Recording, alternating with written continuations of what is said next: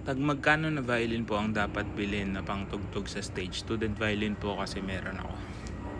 Okay, hindi naman kailangan ng violin specifically for the stage. Kung kaya mo patunugin na maganda yung student violin mo, you can use that. No? Walang masama doon.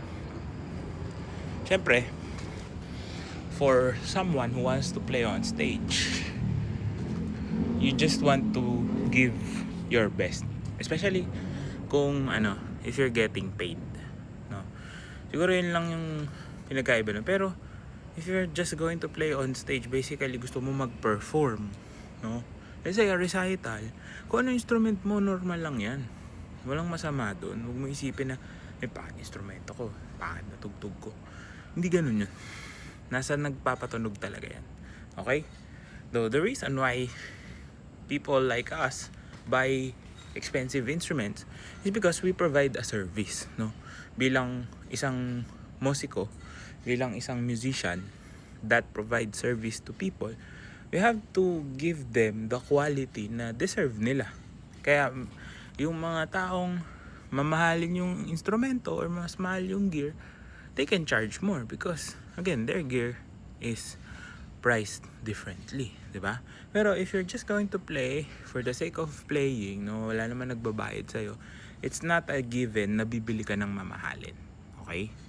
Dadating ka sa point na kailangan mo nang bumili ng mahal, pero if you're starting out, huwag ka mahiya tumugtog kahit mamurahin lang yung violin mo. Okay?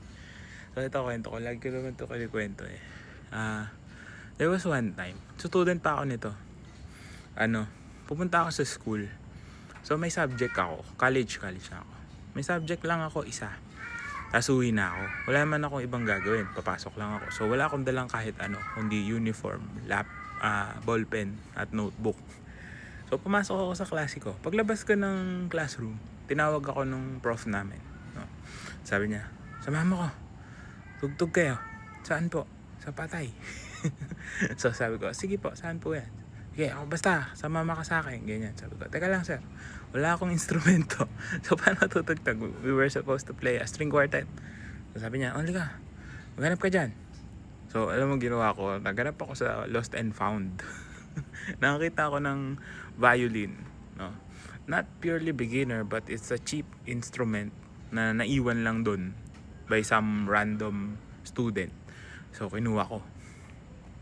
Yun yung ginamit ko. Sabi ng mga kasama ko sa quartet, uy, ganda, bago. Sabi nilang gano'n. Sabi ko, napulot ko lang yung instrumento ko. Diba?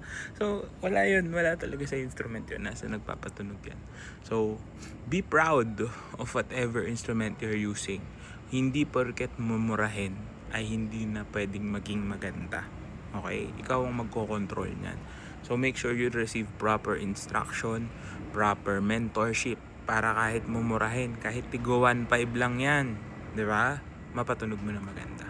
You can check my other videos na ginagamit ko yung mga cheap instruments. That's why I try to post content here din using cheap instruments. Para makita nyo na, yes, meron slight differences, but it shouldn't be a hindrance para mag-perform kayo and para matuto kayo ng tama. So, good luck.